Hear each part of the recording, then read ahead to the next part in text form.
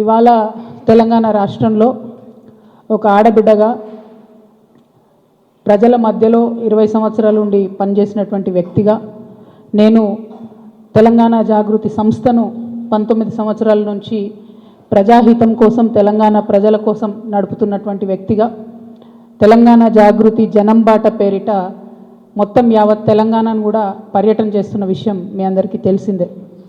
ఇట్లా పర్యటన చేస్తున్నటువంటి సందర్భంలో అనేక అంశాలు నా దృష్టికి వస్తూ ఉన్నాయి. ఒకటి, ప్రజలకు సంబంధించి ఏవైతే వసతులు కల్పించడంలో బీఆర్ఎస్ ప్రభుత్వం కాంగ్రెస్ ప్రభుత్వం విఫలమైందో ఆ అంశాలు నా దృష్టికి వస్తూ ఉన్నాయి. At the same time BRS ప్రజాప్రతినిధులు కాంగ్రెస్ ప్రజాప్రతినిధులు చేసినటువంటి అక్రమాలు ఆక్రమణలు దురాగతాలు దాష్టికాలు ఇవన్నీ కూడా నా దృష్టికి వస్తూ ఉన్నాయి. నేను ఏమాత్రం మొహమాటం లేకుండా ఏ పార్టీకి సంబంధం లేకుండా తెలంగాణ బిడ్డగా తెలంగాణ ఆడబిడ్డలకు ఉండేటటువంటి పౌరుషాన్ని ప్రదర్శిస్తూ నాకు వచ్చినటువంటి ప్రతి ఒక్క అంశాన్ని కూడా ప్రజలతో షేర్ చేసుకుంటున్నాను. నేను దాంతో ఏమవుతుంది, చాలామంది యొక్క అక్రమాల పుట్టలు కదులుతున్నాయి, వాళ్ళ పాపాల పునాదులు కదులుతున్నాయి. దాంతో నా మీద దాడి ప్రారంభించారు.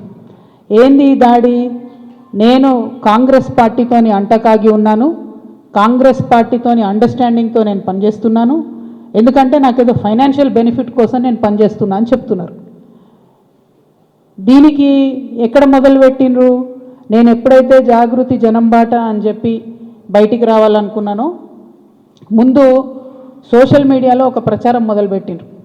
నా భర్త గౌరవనీయులు అనిల్ కుమార్ గారి ఫోటోను చూపిస్తూ దాంట్లో ఏవి రెడ్డి గారు అనేటటువంటి వ్యాపారవేత్త నా భర్త కలిసి ఏదో ల్యాండ్ లావాదేవీలు చేశారు, ఆ ల్యాండ్ లావాదేవీ వల్ల నాకేదో పెద్ద ఎత్తున ఫైనాన్షియల్ బెనిఫిట్ అయింది, అట్లా నాకు కాంగ్రెస్ పార్టీకి అవినాభావ సంబంధం ఉంది అనేటటువంటి అంశాన్ని ప్రజల మధ్య ప్రమోట్ చేసే ప్రయత్నం చేస్తున్నారు. ఈ వెకిలి ప్రయత్నాలు చేస్తున్నటువంటి గుంటనక్కలందరూ కూడా నేను చెప్తా ఉన్నా, నేను ఇంకా మీ చిట్టా విప్పడం ప్రారంభించలేదు, ఓన్లీ టాస్ వేసిన అంతే. ఆ టాస్కే ఇంత భయపడితే ఎట్లా మీరు? ముంగటి ఇంకా టెస్ట్ మ్యాచ్ ఉంది మామూలుగా అనుకుంటారా ఏంది కథ? జస్ట్ టాసే, ఇప్పటికే గెలిచినాం ఆల్రెడీ మేము జాగృతులు, ఎందుకు భయపడుతున్నారు మీరు ఇంతగానో? ఏమన్నాడు నా భర్త? మీరు అధికారంలో ఉన్న 10 ఏళ్ళలో ఎన్నడన్నా వచ్చి మిమ్మల్ని ఒక పని అడిగినామా మేము? ఎక్కడన్నా ఎప్పుడన్నా ఒక ఫేవర్ అడిగినామా మిమ్మల్ని?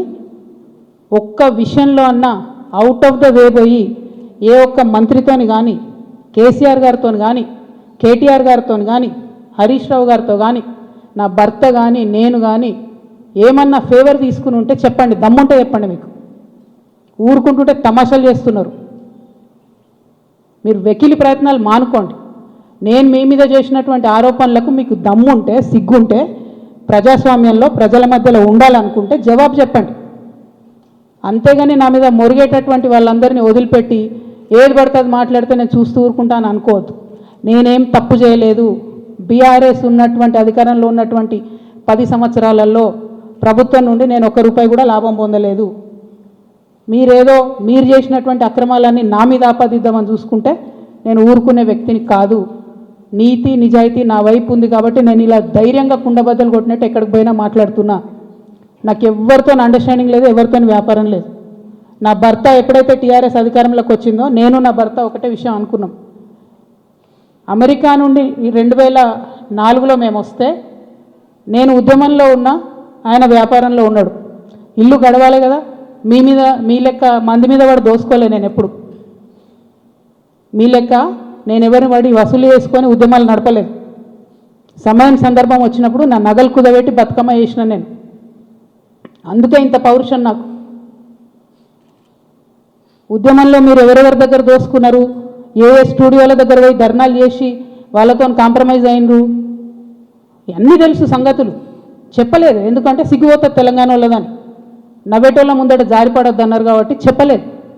మీరు ఊరికే తమాషాలు చేసి నాతో పెట్టుకుంటే మాత్రం మామూలు చిట్టాలేదు నా దగ్గర. ఇవాళ నేను ఫస్ట్ టీ న్యూస్కి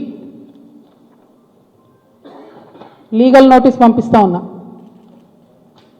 నా భర్త పేరు పెట్టి కృష్ణారావు అనేటటువంటి ఎమ్మెల్యే గారు ఏదైతే ప్రెస్ మీట్ పెట్టినరో మీరేమన్నా ఆల్తు ఫాల్తు social media channel T news అంటే శాటిలైట్ ఛానల్, మీరు ఒక పార్టీని రిప్రజెంట్ చేసే ఛానల్, కనీసం వెరిఫై చేసుకోరా? ఏది పెడితే అది వేసేసుడేనా? వేరే వాళ్ళది వేస్తే వాళ్ళు ఊరుకున్నారేమో, నేను ఊరుకునేదాన్ని కాదు, ముందే చెప్తున్నా. టీ న్యూస్కి లీగల్ నోటీస్ ఇస్తున్నాం. 1 వీక్లో పబ్లిక్ అపాలజీ చెప్పాలి బిడ్డ, పబ్లిక్ అపాలజీ. కోర్టుకి ఈడుస్తాం ఏమనుకుంటున్నారు. తర్వాత ఏలేటి మహేశ్వర్ రెడ్డి గారు, వీరికి కూడా నోటీస్ ఇస్తున్నాం, లీగల్ నోటీసు. 1 వీక్లో మీరు కూడా తప్పుడు సమాచారాన్ని ప్రజలకు ఇచ్చినందుకు నా భర్త గారికి, నా యొక్క పరపతిని దెబ్బతీసే ప్రయత్నం చేసినందుకు నాకు పబ్లిక్ అపాలజీ చెప్పాలని మహేశ్వర్ రెడ్డి గారిని కూడా డిమాండ్ చేస్తూ ఉన్నాను.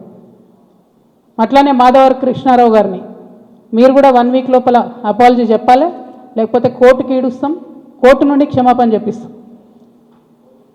ఇది నాకు సంబంధం లేని వ్యక్తులు.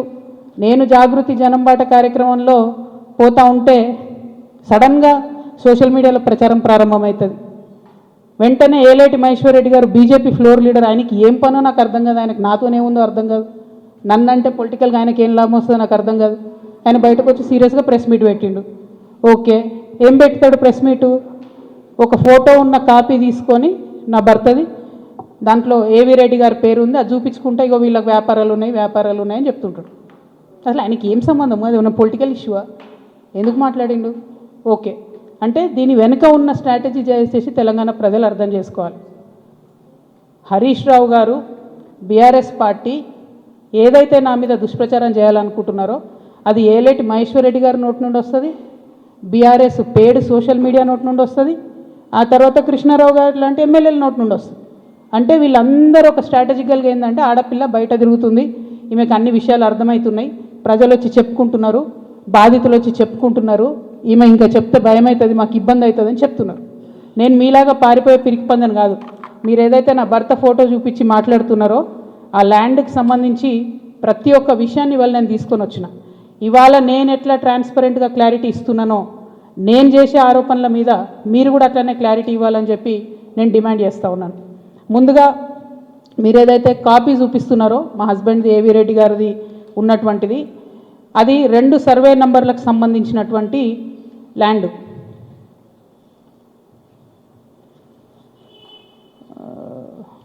బ్రీఫ్ ఎడవేంద్రబాబు ఇది అదేంటంటే 2010/2 2010/3 అనేటటువంటి భూమి. దీనికి 1975 నుండి కూడా ఈ భూమికి కంప్లీట్గా పట్టాలు ఉన్నాయి, దానికి పాస్బుక్లు ఉన్నాయి, కంప్లీట్గా ఇది ప్రైవేట్ ల్యాండ్. ఈ ప్రైవేట్ ల్యాండ్లో 4 వ్యక్తులు, 4 కొడుకులు, వాళ్ళకి మనిషి 4 ఎకరాలు వచ్చినాయి. ఈ మనిషి 4 ఎకరాలు వచ్చినటువంటి ఈ భూమిని అక్కడ ఒక కంపెనీ ఉంది, టేకంషా అనే కంపెనీ. ఆ టేకంషా అనే కంపెనీకి 37 ఎకరాలు ప్రభుత్వము అమ్మింది ల్యాండ్ ఒకప్పుడు. వాడేం చేసిండు, ఆ అమ్మిన ల్యాండ్తో పాటు ఈ ప్రైవేట్ వాళ్ళ భూమి కూడా లోపలేసుకొని కాంపౌండ్ వాళ్ళు పెట్టుకున్నాడు. ఈ ప్రైవేట్ వాళ్ళంతా కాంపౌండ్ వాళ్ళకి పోయింది కాబట్టి వాళ్ళంతా ఈ రియల్ ఎస్టేట్ వ్యాపారంలో ఉన్నటువంటి మా హస్బెండ్ ఇంకా కొంతమంది దగ్గరకు వచ్చారు. ఈ 16 ఎకరాల భూమికి దాదాపు ఒక 20 మంది ఆ భూమిలో ఉన్నారు. అందులో మా భర్త కంపెనీ కూడా ఒకటి. ఇది మొత్తం ప్రైవేట్ ల్యాండ్ మాది, నువ్వెట్లా కాంపౌండ్ లోపల పెట్టుకుంటావు అని చెప్పి ఒక 9 ఏళ్ళు నడిచినట్టుంది ఈ డిస్ప్యూట్ నాకు తెలిసి. ఇది మా ల్యాండు అని వీళ్ళు, కాదని వాళ్ళు. ఫైనల్గా 2019లో లోక్ అదాలత్లో ఇగో ఇది బీఆర్ఎస్ గవర్నమెంట్ ఇచ్చిన పాస్బుక్, అది ప్రైవేట్ ల్యాండ్ అని చెప్పి ఫైనల్గా లోక్ అదాలత్లో 2019లో ఈ టేకంషా అనే కంపెనీ ఈ 16 ఎకరాలు ప్రైవేట్ పట్టా వీళ్ళందరూ కూడా కాంప్రమైజ్ అయింది. 2019లో ఎప్పుడైతే కాంప్రమైజ్ అయినరో ఆనాడే ఆ ల్యాండ్తో నాకు కానీ నా భర్తకు కానీ ఏం సంబంధం లేదు. ఆ పట్టేదారుల తరఫున ఉండి కొట్లాడినటువంటి మా భర్త గారు, వాళ్ళ ఫ్రెండ్స్, వాళ్ళ కంపెనీ అందరూ కూడా ల్యాండ్ అమ్మేసి బయటకు వచ్చేసారు. ఎప్పుడు? 2019లో. 2019లో మా హస్బెండ్ బయటకు వచ్చేసిన తర్వాత 2022లో ఫస్ట్ పర్మిషన్ బీఆర్ఎస్ గవర్నమెంట్లో ఫస్ట్ పర్మిషన్ ఇచ్చింది కన్స్ట్రక్షన్కి, 12 ఎకరాల ల్యాండ్కి కన్స్ట్రక్షన్. మరి పట్టా భూమి అయితే ఎందుకు ఇచ్చారు పర్మిషన్? మరి అది గవర్నమెంట్ భూమి అయితే ఎందుకు ఇచ్చిండ్రు పర్మిషన్? 19లోనే మా హస్బెండ్ ఎగ్జిట్ అయిపోయింది అక్కడితో. 22లో పర్మిషన్ వచ్చింది ఆ ల్యాండ్కి. మరి ప్రభుత్వ భూమి అయితే ఎట్లా ఇచ్చారు పర్మిషన్? సంతకం పెట్టింది ఎవరు? కేటీ రామారావు గారు. అంటే ఇప్పుడు మాధవరం కృష్ణారావు గారు ఏమంటుండు? కేటీ రామారావు గారు సంతకం పెట్టిండు అంటున్నా? కేటీ రామారావు గారు సంతకం తప్పంటుండా? ప్రభుత్వ భూమిని కేటీఆర్ గారు సంతకం పెట్టి ఇచ్చిండు అంటురా? ఏమంటుండ్రు? ఆ విషయం ప్రజలకు చెప్పాలి ఫస్ట్. ఇప్పుడు నేను ఆరోపణ చేస్తూ ఏంది, ఎలక్షన్కి పోయే ముందు అక్టోబర్ 7, 2023 అందరం ఎలక్షన్ దాంట్లో ఉన్నాం. ఎలక్షన్ జోన్లో ఏదైతే ల్యాండ్తో 2019లో మా భర్తకు సంబంధం లేకుండా పోయిందో 2023 అక్టోబర్లో బీఆర్ఎస్ ప్రభుత్వం కేటీఆర్ గారి మినిస్ట్రీ నుంచి 5 ఎకరాలకు చేంజ్ ఆఫ్ ల్యాండ్ యూజ్ ఇచ్చింది. అంటే ఇండస్ట్రియల్ భూమిని రెసిడెన్షియల్ భూమి కింద మార్చుకోవచ్చు అని చెప్పిండ్రు. మరి ఇది ఎట్లా వచ్చింది? ఏంది ఇది? ఎందుకు ఇచ్చారు ఎలక్షన్ కన్నా 2 రోజుల ముందు? ఏం లావాదేవీలు జరిగినాయి? దీంట్లో కృష్ణారావు గారి పాత్ర ఏంది? ఈ వ్యాపారం చేసే వ్యక్తి మీ సుట్టమట కదా, ఆయన పేరు నేను ఎందుకు చెప్తా బయట, కానీ మీ సుట్టమట కదా, మరి మీరు చేయించుకురా దగ్గరుండి? ఏంది ఇది? దీనికి నాకు సమాధానం చెప్పాలి. కేటీఆర్ గారు చెప్తారా, బీఆర్ఎస్ పార్టీ చెప్తుందా, కృష్ణారావు గారు చెప్తారా? దీనికి సమాధానం చెప్పాలి. ఎట్లా ఇస్తారు చేంజ్ ఆఫ్ ల్యాండ్ యూజ్? 5 ఎకరాలకు బీఆర్ఎస్ గవర్నమెంట్లో చేంజ్ ఆఫ్ ల్యాండ్ యూజ్ వస్తుంది. నిన్నగాక మొన్న 6 ఎకరాలకు కాంగ్రెస్ గవర్నమెంట్ కూడా అదే ల్యాండ్లో చేంజ్ ఆఫ్ ల్యాండ్ యూజ్ ఇచ్చింది. అంటే బీఆర్ఎస్ వాళ్ళు సపోర్ట్ చేసిన వ్యాపారవేత్తల్ని యాజ్ ఇట్ ఈజ్గా కాంగ్రెస్ వాళ్ళు కూడా సపోర్ట్ చేస్తున్నారు. ఏంది ఇది? మరి ఎవరికి అండర్స్టాండింగ్ ఉంది? నాకుందా అండర్స్టాండింగ్? మీకుందా? మీ గుంపులు ఉన్న మనుషులది ఇగో ఇదే ఏవిరెడ్డి గారితో నవనామి వెంచర్స్, ఇదే ఏవిరెడ్డి గారితో పోచంపల్లి శ్రీనివాసరెడ్డి అనేట ఆయన పార్ట్నరు. ఈయన ఎవరు దోస్తు, ఎవరు బినామీ? పొద్దుగాలేస్తే రామన్నతోనే ఉంటాడు, కేటీఆర్ గారితోనే ఉంటాడు ఈయన. ఎవరైనా మరి మీకున్నాయా సంబంధాలు? నాకున్నాయా? పందెం కోడ్ల కేసు ఉండే శ్రీనివాసరెడ్డి అనేట ఆయన మీద, ఏమైనా చేసిండ్రా? ఆయన ఫామ్ హౌస్లో పందెం కోడ్లు ఆడిచ్చిరని అరెస్ట్ అన్నారు, పోలీసులు అన్నారు, ఏదో అన్నారు, చేసిండ్రా? ఎందుకు చేయలేదు మరి? అంటే ఎవరెవరిని కాపాడుతున్నారు? ఎవరికి బంధుత్వాలు ఉన్నాయి? ఏదో ఆడపిల్లను ఊరుకుంటా మీరు తమాషా చేస్తా అనుకుంటారేమో, తోలు తీస్తా ఒక్కొక్కరిది పట్టుకొని చెప్తున్నా. ఇప్పుడు కృష్ణారావు సంగతి చెప్తున్నా. పాపం చిన్నోడు యాక్చువల్లీ, ఈయన ఎన్నుకుండి ఎవరు ఆడిస్తున్నారు, ఆ గుంటనక్క సంగతి కూడా చెప్తా తర్వాత. కానీ కృష్ణారావు గారు నా మీద మాట్లాడంగానే ఇంతమంది, ఇది కూడా పట్టుకోండి నాకు కాగితం పైకి, అది పట్టుకోండి ఒకసారి, అటు చూపించండి. ఇంతమంది బాధితులు వాళ్ళంతా ఫోన్లు చేసి ఎకరాలు ఇన్ని ఉన్నాయి అక్క, దయచేసి మాట్లాడండి అక్క, దయచేసి మాట్లాడండి అక్క. నిన్నటి నుంచి ఫోన్, ఓ దగ్గర 16 ఎకరాలు, ఓ దగ్గర 400 ఎకరాలు, ఓ CS 14 ల్యాండ్స్, మామూలుగా లేదు. ఒక దగ్గర ఎంత ఘోరం అంటే ఆఖరికి హైడ్రా కూడా పోయి కూలగొట్టింది. ఇక ఇంకొకటి క్లియర్గా చెప్తా పట్టు, ప్రణీత్ కన్స్ట్రక్షన్ ఒకటి ఉంది.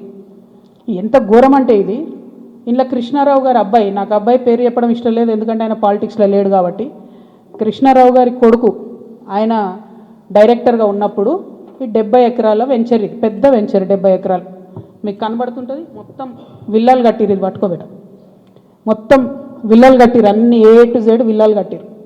ఇందులో ఎన్ని అలిగేషన్స్ ఉన్నాయంటే, ఇక్కడ నేను ఎల్లో మార్క్ చేసిన రోడ్ మొత్తం గవర్నమెంట్ రోడ్, అది కబ్జా, అది లోపలనే ఉంటుంది, దాని చుట్టూ కాంపౌండ్ వాల్. ఇక్కడ అసైన్ ల్యాండ్స్ ఉన్నాయి, అది కబ్జా. ఈ మధ్యలో చెరువు ఉంది, ఈ చెరువు 10 ఎకరాలు ఉంది అని చెప్పి, 10 ఎకరాల చెరువు ఇది అని చెప్పి ప్రభుత్వం సర్టిఫికేట్ ఇచ్చింది. 2021లో ఇది అఫీషియల్గా రెరాకి ఇచ్చిన డాక్యుమెంట్. నేను మీలాగా ఆగమాగం ఎడ్డెడ్డి మాట్లాడా, దొంగ డాక్యుమెంట్లు చూసి అసలే మాట్లాడా. 2021లో మీ కంపెనీ నుండి మీరు రెరాకి ఇచ్చిన దాంట్లో మా వెంచర్ మధ్యలో ఉన్నటువంటి చెరువు 10 ఎకరాలని మీరు చెప్పారు. అయిపోయిందా? అదే మళ్ళీ 2021లో 2024 వచ్చే వరకు ఏమవుతుందంటే ఆ చెరువు 6 ఎకరాలకు వస్తుంది. అంటే 4 ఎకరాలు ఎవరు మింగిన మధ్యలో, ఇది 6 ఎకరాలని మళ్ళీ అఫీషియల్గా ఇరిగేషన్ డిపార్ట్మెంట్ ఇచ్చింది. ఇప్పుడు ఇంకా ఘోరం ఏంటంటే, ఈ మొత్తం 71 ఎకరాల ఈ సామ్రాజ్యంలో చుట్టూ కాంపౌండ్ వాల్ కట్టిండ్రు. అంటే ఈ చెరువు యాక్సెస్ ఓన్లీ ఆ విల్లా వాళ్ళకు ఉంటుంది. యాక్చువల్లీ అది ఊరిది చెరువు, అంటే మీ అయ్యా జాగిరా, చెరువు లోపలేసుకొని చుట్టూ కాంపౌండ్ వాల్ పట్టుకుంటే ఆ ఊరోళ్ళు వాడుకోవద్దా చెరువును? హైడ్రాకు దమ్ముంటే రేవంత్ రెడ్డి గారికి కానీ గవర్నమెంట్లో ఉన్న వ్యక్తులకు ఈ వెంచర్తో సంబంధం లేకపోతే యాక్సెస్ ఓపెన్ చేయండి, దానికి ఓపెన్ చేయండి. చెరువు మధ్యలో ఉంటుంది, చుట్టూ విల్లా, ఎక్కడికక్కడ KGF సామ్రాజ్యాలు. ఇంకొక మాట చెప్పిండు కృష్ణారావు గారు, ఏందో 307 గాజుల రామారంలో నేను ఏందో కబ్జా పెట్టినా అని చెప్పిండు. అది కబ్జా పెట్టింది నువ్వు వివేకానంద గారు కదా, కేపీ వివేకానంద. ఎవరిని పోయినా చెప్తారు ఆడ అడిగితే. నేను కూడా పోయి వచ్చిన మొన్న హైదరాబాద్ పోయి కూలిస్తే. CS14లో ఎట్లయితే నువ్వు చిన్న చిన్న పేద బిడ్డలని 80 గజాలు 100 గజాలకు ల్యాండ్ అమ్ముతున్నావో, దొంగ రిజిస్ట్రేషన్స్ ఆ కాగితాలు సృష్టించి, అట్లనే గాజుల రామారంలో కూడా అదే చేస్తున్నారు. 80 గజాలు 100 గజాలు పాపం వాళ్ళు కష్టపడి సంపాదించుకున్న డబ్బుతోని మీరు అమ్ముతున్నారు, దగ్గర ఉండవి మీరు అట్లా సెటిల్మెంట్స్ చేస్తున్నారు. ఇప్పుడు ఏమవుతుంది, సడన్గా హైడ్రాన్ మేము మాసంటోళ్ళం తిట్టగానే పోయి ఆడ పేదవాళ్ళ గుడిసెలు కూడా కొడతాడు. మీకేం నష్టం అవుతుంది? ఆ పేదవాళ్ళ మీద కూడా మీరు ఏరుకుంటున్నారు పైసలు. అన్యాయం ఇది. ఆ 307 సర్వే నెంబర్తో నాకు సంబంధం లేదు. నా భర్త ఫోటో ఏదైతే చూపించారో దాని గురించి నేను ఇప్పటివరకు ఎక్స్ప్లెనేషన్ ఇచ్చిన. ఆ ఎక్స్ప్లెనేషన్తో పాటు కృష్ణారావు గారితో పాటు టీ న్యూస్ ఛానల్తో పాటు ఎలిమినేటి ఈయన పేరేంది మహేశ్వరరెడ్డి, అల్లేటి మహేశ్వరరెడ్డి గారికి కూడా లీగల్ నోటీసులు ఇస్తున్నాం. ఇంకా గమ్మత్ ఏంటంటే ఇప్పుడు ఈ చెరువు, దీని మధ్యలో ఉన్న చెరువు అని చెప్పిన కదా, ఆ చెరువు పేరు ఏంది అంటే ఎండి ఉస్మాన్ కుంట. ఇక బీఆర్ఎస్ ప్రభుత్వంలో కేటీఆర్ గారి హయాంలో అద్భుతంగా ఏం జరిగిందంటే బోల్డని చెరువులను ప్రైవేట్ బిల్డర్స్కి డెవలప్మెంట్కి అండ్ బ్యూటిఫికేషన్ కానీ ఇచ్చారు. ఇలా కొన్ని జెన్యూన్ ఉన్నాయి, మంచినే వాళ్ళు పాపం బ్యూటిఫికేషన్ చేసిరు CSR కింద. చాలా మటుకు ఎట్లున్నాయంటే ఇప్పుడు ఈ ఎవరైతే ప్రణీత్ బిల్డర్స్ ఉన్నారో, ఆ ఫోటో పట్టుకో, ఆ మొత్తం 71 ఎకరాలు కట్టినటువంటి ప్రణీత్ బిల్డర్కే ఈ ఉస్మాన్ కుంట చెరువు డెవలప్మెంట్కి ఇచ్చారు. ఇస్తే ఆయన ఏం చేసిండు, దాన్ని డెవలప్ చేసి ఊరోళ్ళకి ఇవ్వకుండా డెవలప్ చేసి అందులో 4 ఎకరాలు మింగి, ఆ 4 ఎకరాలలో 8 విల్లాలు కట్టి చుట్టూ కాంపౌండ్ వాళ్ళు పెట్టి జనంకి అవకాశం లేకుండా చేసారు. అంటే నీకు డెవలప్మెంట్ కనిస్తే నువ్వు మింగేసినావు. అందులో నీ కొడుకే డైరెక్టర్ ఉన్నాడు కృష్ణారావు గారు. మరి సమాధానం ఇప్పుడు చెప్పు, ఏం చెప్తావు నాకు అర్థం కాదు. ఏదో నిన్నటి నుంచి తమాషా చేస్తుండట, జాగృతలు దాడి చేస్తారు గీడి చేస్తారని. మాకు అట్లాంటి ఆలోచన ఏం లేదు. మేము మీ మీద దాడి చేసేంత పెద్ద వ్యక్తి మీరు కాదు. ఫస్ట్ థింగ్ వదిలేసేయండి, మీ మీద దాడి చేసే అవసరమే లేదు. మీ వెనుక గుంటనక్క ఉంది చూసినావా, వాళ్ళని మాత్రం వదిలిపెట్టండి. ఆ గుంటనక్కకి చెప్తున్నా ఇప్పుడు ఇనమను. ఆ గుంటనక్క ఇంటుంటాడు, ప్రెస్ మీట్ నాకు తెలుసు. సియాట్ ల్యాండ్స్ ఉండే, దాన్ని తర్వాత ఏం చేసిండ్రు, సెయింట్ గోబెన్ అనే కంపెనీకి ఇచ్చిర్రు 70 ఎకరాలు. దాని తర్వాత ఏం చేసిర్రు, ఈ గుంటనక్క రికమెండ్ చేస్తే మన BRS government favourite builder Vasavi ఉన్నాడు కదా, ఆ వాసవి బిల్డర్కే ఇచ్చిర్రు. అయితే ఒక అధికారి దానిలో చాలా కీలక పాత్ర. ఆ అధికారి ఇప్పుడు ఈ గవర్నమెంట్లో కూడా కీలకంగా ఉన్నాడు. కానీ ఖచ్చితంగా సెయింట్ గోబెన్ ల్యాండ్కి సంబంధించి ఆ అధికారి పేరు, నేను చెప్పే గుంటనక్క గారి పేరు రెండు కలిపి నేనే ఇస్తా. విజిలెన్స్కి ఇస్తా, ఈడీకి ఇస్తా, సిబిఐకి ఇస్తా. ఇక చూసుకోరు, ఏం చేసుకుంటారో వేసుకోండి. నేను మీలాగా ఫాల్తూ అలిగేషన్స్ చేయను. నా భర్త ప్రైవేట్ ల్యాండ్లో వ్యాపారం చేసిండు. ఏ రియల్ ఎస్టేట్లో ఉన్న వ్యక్తి అయినా చేస్తాడు. మేమెన్నడూ ప్రభుత్వ భూమి జోలికి పోలేదు. ప్రభుత్వానికి ప్రజలకు నష్టమయ్యే ఒక్క రూపాయి పని కూడా మేము చేయలేదు. మీరు అనవసరంగా లేనిపోయిన అలిగేషన్స్ నా మీద వేసి, ఈమె ఏదో జనం బాట పేరుతో జనంలోకి పోతుంది, ఈమెను డిస్టర్బ్ చేద్దాం, మైండ్ ఖరాబ్ చేద్దాం అనే ఆలోచనలు పెట్టుకుంటే మాత్రం నేను చూస్తూ ఊరుకోను. ఇవాళ జవాబు ఎందుకు ఇస్తున్నా అంటే, నేను మీలాగా వెన్ను చూపించి పారిపోయే వ్యక్తిని కాదు. నా మీద వచ్చిన అలిగేషన్కి అవుట్ రైట్గా సమాధానం చెప్పే వ్యక్తిని. నా జాగృతి కార్యకర్తలందరికీ కూడా, తెలంగాణ ప్రజలందరికీ కూడా నేను క్లారిటీగా చెప్తున్నా, 10 ఏండ్ల బీఆర్ఎస్ పాలనలో నాకు ఏ దాంతో కూడా సంబంధం లేదు. నన్ను నిజామాబాద్ వరకు పరిమితం చేసిండ్రు. 5 ఏళ్ళే నేను యాక్చువల్గా ఉన్నది పవర్లో. ఆ 5 ఏళ్ళు ఎంపీగా ఉన్నప్పుడు ఢిల్లీ, నిజామాబాద్, హైదరాబాద్. నా మొత్తం ట్విట్టర్ చూసుకోండి, నా క్యాలెండర్ చూసుకోండి. ఇప్పుడు ఎట్లయితే జనం బాట పేరు పెట్టుకొని ప్రతిరోజు తిరుగుతున్నానో, అప్పుడు కూడా నేను మన ఊరు మన ఎంపీ పేరుతోనే నిరంతరం ప్రజల మధ్యలో ఉన్నా. పైరవేలు చేసుకోలే నేను ఎప్పుడు. నేను చాలా గర్వంగా ఫీల్ అయినా. నేను తెలంగాణ నుండి మొదటి ఎంపీగా పార్లమెంట్కి పోయినా అని కొట్లాడుతుంటే మీ పిచ్చిలేసినట్టు గంటలు ఒరుతుంటే మీ పార్లమెంట్లో ఎంత ఫైట్ చేసినాం స్టేట్ కోసం. మీరేమో మేము ఆడ ఢిల్లీలో కొట్లాడుతుంటే ఇక్కడ ఏసీ ఆఫీస్లా ఉండి పందికొక్కుల్లాగా కేసీఆర్ గారు నీడన ఏరి ప్రజల సొమ్ము తిన్నది కాకుండా ఉల్టా నా మీద వెకిలి ప్రయత్నాలు వేస్తే మాత్రం ఒక్కొక్కరిది కాళ్ళు ఇరగొడతా చెప్తున్నాను నేను. నాకు ఇట్లాంటి భాష మాట్లాడడం ఇష్టం ఉండదు. ఇలా మాట్లాడక తప్పని పరిస్థితి అవుతున్నది. లేనిపోని అంటగట్టకండి. 10 ఏళ్లలో ఎన్నడూ ఎవ్వరు గవర్నమెంట్లో నా భర్త పేరు వినలేదు. ఇవాళ మీరు ఆయన మీద అలిగేషన్ చేస్తున్నారు. ఆయన ఫోన్ ట్యాప్ చేస్తారు, సిగ్గుండాలే. ఇంటల్లుడు ఫోన్ ట్యాప్ చేస్తారు, ఇటువంటి వెధవ ప్రచారాలు చేస్తారు. ఇంకా కళ్ళు చల్లబడతలేవా మీకు? పార్టీలకి నిలబొట్టరు కదరా బయటికి. ఇంకేంది? నేను ఊరుకునేదాన్ని కాదు బిడ్డ, చెప్తున్నా. ఇప్పుడే మొదలుపెట్టినా. మీరు సెయింట్ గోబెన్ సంగతి చెప్పండి. వాసవికి ఇచ్చినటువంటి 100 భూములు ఉన్నాయి. ఇవాళ గవర్నమెంట్ని కాంగ్రెస్ గవర్నమెంట్ అంటున్నారు కదా మీరు, హిల్ట్ పాలసీ పెట్టి దారాదత్తం చేస్తున్నారని. దానికి కిటికీలు తెరిచింది ఎవరు? దానికి బీజం వేసింది ఎవరు? డిస్టిలరీ భూములు అమ్మినరా? లీజ్కి ఇచ్చిన భూములు, లీజ్కి ఇచ్చిన భూములల్లో ప్రజలకు డబుల్ బెడ్రూమ్ ఇండ్లు కట్టియాలి, హాస్పిటల్ కట్టాలి, స్కూళ్ళు కట్టాలి. ఇండస్ట్రీ తీసేస్తే ప్రైవేట్ వ్యక్తులకు ఎట్లా అమ్మినరు? దాని మీద సంతకం పెట్టింది ఎవరు? కేటీఆర్ గారు కాదా? చాలా కంపెనీలు ఉన్నాయి, మీరు కూడా సెలెక్టివ్గా లీజ్కి ఇచ్చారు కదా. మీరు కిటికీలు తెరిచిర్రు, ఈ గవర్నమెంట్ దర్వాజాలు తెరిచిర్రు దోసుకొని తినండి అని చెప్పి. జనంకి మాత్రం ఏం చేయకండి, హాస్పిటల్ కట్టకండి, స్కూళ్ళు కట్టకండి. ఎవడన్నా నాసంటోడు అడిగితే మా మీద ఉల్టా అలిగేషన్ వేయండి. అల్టిమేట్గా ప్రజా జీవితంలో ఉన్నటువంటి వ్యక్తులుగా, ఒక ఆడబిడ్డగా, తెలంగాణ ప్రజల మంచి కోరుకునేటటువంటి వ్యక్తిగా నేను మీ అందరినీ కూడా రిక్వెస్ట్ చేసి చెప్తా ఉన్నాను. నా మీద బీఆర్ఎస్ పార్టీ ఏదైతే విష ప్రచారం చేస్తుందో, నా మీద, నా భర్త మీద, దాంట్లో ఇనుమంతా కూడా సత్యం లేదు. దానికి సంబంధించి అన్ని కాగితాలతో సహా నేను చూపించడం జరిగింది. ఇక ముందు కూడా నా మీద ఎవరు ఏ ఆరోపణ చేసినా నేను ఖచ్చితంగా జవాబు చెప్తాను. జవాబు చెప్పిన తర్వాతనే నేను ప్రజల పక్షాన నిలబడి వారిని ప్రశ్నిస్తాను. వారు మాత్రం జవాబు చెప్పకుండా వెన్నుపూస చూపించి పారిపోతూ ఉన్నారు. అది కరెక్ట్ పద్ధతి కాదు. మేమేదో విఘ్నతకే వదిలేస్తున్నామంటే ప్రజలేం వదిలిపెట్టరు. టైం చూసి కర్రు కాల్చి వాత పెడతారు. మీరేం గొప్ప నాయకులు కాదు, పెద్ద నాయకులు కాదు. ఎంత పెద్ద నాయకులైనా ప్రజలకు జవాబుదారీ అన్న విషయాన్ని మర్చిపోయి మీరు ప్రవర్తిస్తే మాత్రం ఊరుకునేది లేదు. ఇది తెలంగాణ, ప్రజలు మేలుకుంటారు, ఖచ్చితంగా మాట్లాడతారు. Thank you. జై తెలంగాణ. చూడు బ్రదర్, చాలా మిస్టేక్స్ జరిగినాయి బీఆర్ఎస్ గవర్నమెంట్లో. ఆ విషయాలన్నీ ఇప్పుడు నేను జనం బాటలో తిరుగుతుంటే ప్రజలు వచ్చి నాకు చెప్పేటటువంటి దాంతో, వాళ్ళు ఇస్తున్నటువంటి విజ్ఞప్తులతోనే అర్థమవుతుంది. నేను మళ్ళీ చెప్తున్నా, ఎంత పెద్ద నాయకుడైనా ప్రజలకే జవాబుదారి. 100కి 100% ప్రభుత్వం నుండి లీజుకి ఇచ్చినటువంటి ఇండస్ట్రియల్ ల్యాండ్స్ సెలెక్టివ్గా వ్యాపారవేత్తల కోసం బీఆర్ఎస్ గవర్నమెంట్లో సంతకాలు పెట్టి మరి ఆనాడే ప్రైవేట్ వ్యక్తులకు దారాదత్తం చేశారు. ఆ సంతకాలు పెట్టింది ఎవరు, పెట్టించడం వెనుకుందెవరు, అది టైం హ్యాస్ టు డిసైడ్.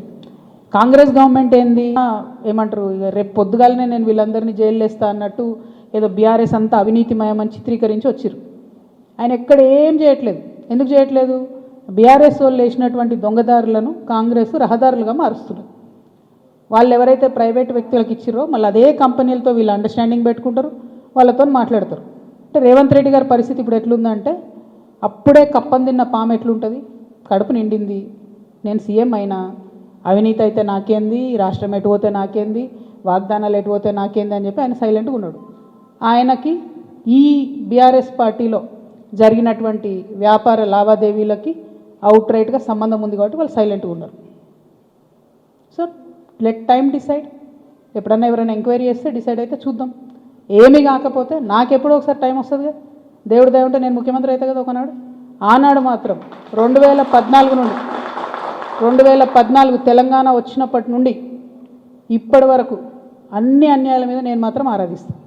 ఎందుకంటే ఎవరు వచ్చి బయటకు వచ్చి మాట్లాడినా వాళ్ళని దబాయించాలి, వాళ్ళ మీద ఒక కేసు వేయాలి, వాడిని ఏదో అనాలి, బురద చల్లాలి అని అంటే కుదరదు. నేను అట్లా ఊరుకునే వ్యక్తిని కాదు. నేను తప్పు చేస్తే నేను క్షమాపణ అడుగుతాను. నేను కోరిన క్షమాపణ జనం బాటలో ముందుకెళ్ళినప్పుడు ఎందుకు కోరిన క్షమాపణ? నేను అదే గవర్నమెంట్లో ఉండి అమరవీరుల కుటుంబాల కోసం గట్టి కొట్లాడాల్సింది అని నాకు మనసుకు అనిపించింది కాబట్టి నేను క్షమాపణ అడిగిన. ఉద్యమకారులను కేవలం నా ప్రాంతంలో చూసుకున్నా కానీ వేరే దగ్గర చూసుకోలేకపోయినా అనే ఉద్దేశంతో క్షమాపణ కోరినా. నేను అట్లే చెప్తున్నా, నేను తప్పు చేస్తే ప్రజలకే చెప్తారే తప్పు చేసినారా భయ్ సారీ అని. నేను తప్పు చేయలే, అందుకే ధైర్యంగా చెప్తాను నేను తప్పు చేయలే. అయినా సరే నా మీద ఏదో బురద చల్లాలి అంటే ఊరుకోను. భగవంతుడు నాకు అవకాశం ఇచ్చినప్పుడు మాత్రం అన్ని బండారాలు కూడా బయటికి తీస్తాను. నేనేదో టార్గెట్ చేసిన భయ్, ఇప్పుడు నేను నిన్ను కొడితే నువ్వు నన్ను కొట్టవా చెప్పు. వాళ్ళు నన్ను టార్గెట్ చేస్తే నేనేం చేయాలి మరి? నేను ఊరుకోవాలా? నేనైతే గాంధీ తాతను కాదు, నేను అస్సలే మంచిదని కాదు నేను చెప్తున్నా. నేను కేసీఆర్ గారు అంతా ఓపిక నాకు లేదు, అస్సలే మంచిదని కాదు. నేను ఊరుకోను. నన్ను కొడితే 2 కొడతా ఉల్టా. ఎందుకంటే నా తప్పు లేకుండా కొడుతున్నారు, నా తప్పు లేకుండా మాట్లాడుతున్నారు. అది కరెక్ట్ కాదు కదా. ఏం రోగం చెప్పు? నేను ఏమంటున్నా? నేను జనంలో పోతున్నా, పిచ్చి లేచినట్టు పొద్దు నుండి రాత్రి వరకు ఎందుకు తిరుగుతున్నా నేను? ఐ వాంట్ టు అండర్స్టాండ్ ఏం జరిగింది. 10 ఏళ్ళు బీఆర్ఎస్లో, 2 ఏళ్ళు కాంగ్రెస్లో ఏం జరగలే. నిన్న పోయినాం, ఆ నల్ల నీళ్ళు అది ఎంత బాధ అనిపించింది చూస్తే. ట్యాప్లో డ్రైనేజ్ వాటర్ వస్తాయని ఇప్పటికి కూడా హైదరాబాద్ మహానగరంలో ఓ ఇంక అంత అందమైన నగరానికి కేటీఆర్ గారు నేను ఇట్లా చేసినా అని, ఇప్పుడు రేవంత్ రెడ్డి గారు గ్లోబల్ సమిట్ పెట్టి నేను ఇట్లా చేసినా అని ఏం లాభం చెప్పు? ఆడబిడ్డలకు ఒక డెలివరీ హాస్పిటల్ ఉండదు, నల్లల మోరు నీళ్ళు వస్తాయి, ఇదో మహానగరం, దీనికి సంతోషపడాలి. ఎవరొకరు అడగాలి కదా. అడిగితే కేసులు, అడిగితే లొల్లి, ఇంతే. ఏం భయపడేదాన్ని కాదు నేను, ముందుకే పోతా, వెనకకైతే పోయేది లేదు. వస్తుంత లొల్లెందుకుంటుండేనే, వస్తుంత లొల్లెందుకుంటుండే? 5 ఏళ్ళు నన్ను ఓడగొట్టి ఇంట్లోనే కూర్చోబెట్టారు కదా. వద్దంటే బలవంతంగా ఎమ్మెల్సీ ఇచ్చారు. నేను అప్పటి కూడా అడిగిన, నాకు ఎంపీ క్యాండిడేట్గా నన్ను డిక్లేర్ చేయండి, నేను ప్రజల మధ్యలో ఎక్కడైతే ఓడిపోయినా అక్కడే ప్రజల ప్రేమను గెలుచుకుంటా అని చెప్పిన. అవకాశం ఇవ్వలే, నాకు తిరగనీయలే. మా కాన్స్టిట్యున్సీలో కూడా ప్రతి ఎమ్మెల్యేను ఎవరో ఒకరు మేనేజ్ చేసుడు, వాళ్ళు నాకు ఎక్కడికక్కడ కాళ్ళలో కట్టెలు పెట్టుడు, కాన్స్టిట్యున్సీ నుంచి ఎవరన్నా వచ్చి కలిస్తే బెదిరించుడు. నువ్వు ఎట్లా కలుస్తావు, అక్కతో నీకేం పని?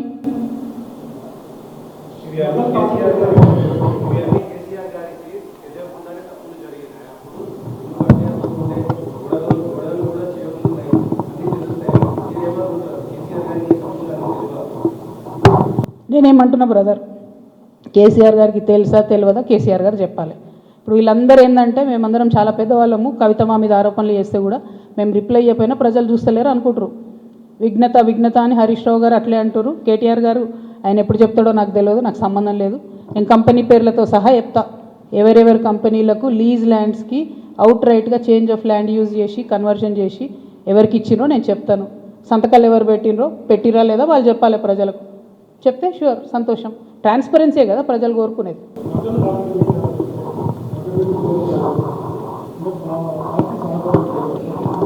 నాకు ఎప్పుడు లేదు భయ్ పార్టీ సహకారం.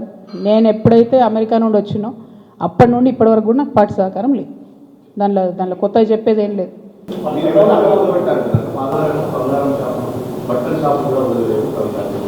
ఆయన పాపం ఆయన వాడుకుంటుర్రే, ఆయన వెనుకో గుంటనక్కు ఉంది, ఆ గుంటనక్క ఆయన రెచ్చగొట్టి వాడుకుంటుంది. టైం వస్తే చెప్తా కదా. ఆ గుంటనక్కకి చెప్పిన కదా, ఏదైతే సెయింట్ గోబెన్ ల్యాండ్లో ఒక అధికారి ఇప్పుడు రెడీగా ఉన్నాడు చెప్పడానికి, సిబిఐ దగ్గర ఈడీ దగ్గర, అప్పుడు తెలుస్తుంది వాళ్ళకి. నేను ఒకటే క్లారిటీగా చెప్తున్నా, మీరు ఎంతోసేపు నన్నేదో చేద్దాం, ఆడపిల్ల కదా పాపం భయపెడితే బెదురుతుందేమో అనుకుంటారేమో. కుదరదు బాస్, కుదరదు. ఇది మారింది, పాలిటిక్స్ మారింది, టైం మారింది, అట్లా కుదరదు. నేను ఒక మాట చెప్తాబా, మనది ఎట్లాంటి భూమి? భగవంతుడు రామచంద్రుడి కోసం కష్టాలు పడి పాపం గుడి కడతాడు రామదాస్ అంటే. ఆయన తీసుకుపోయి నిజాం జైలు వేస్తాడు. ఆ జైలు వేసిన టైంలో కూడా రక్షించడానికి రాకపోతే ఏమంటాడు రామదాస్? ఏమంటాడు? మనది ఎట్లాంటి భూమి? పోతన లాంటి గొప్ప కవి రాజు వచ్చి అంకితం ఏమంటే కూడా ఇయ్యడు. మనది ఎట్లాంటి భూమి? చాకలైలమ్మ లాంటి మామూలు మహిళ నాలాగానే ఏం లేదు, ఎవరు సపోర్ట్ లేరు, నిలబడి గుత్ప పట్టుకొని కొట్లాడింది. నేను అంతే, ఆ స్పిరిట్ ఉంది, అదే వేస్తా. ఎవరేమనుకుంటారు ఏమనుకుంటారు నైసిటీస్ లేవు. ఎందుకంటే లైన్ వాళ్ళు దాటిరు, నేను దాటలేదు. ఏది పడితే అది మాట్లాడుతూ ఊరుకుంటా. ఏమన్నాడే నా భర్త, మీరు ఎప్పుడన్నా విన్నారా? అధికారంలో ఉన్న 10 ఏళ్ళు మీరంతా కూడా రిపోర్టర్లే కదా, ఎప్పుడన్నా విన్నారా? ఆయన పేరు విన్నారా? ఏదైనా పైరవీలు విన్నారా? ఏం లేకుండా అది అన్యాయం కదా, టూ మచ్. అది ఊరుకోం, ఇంకా మస్తు అయిపోయింది. Thank you. జై తెలంగాణ.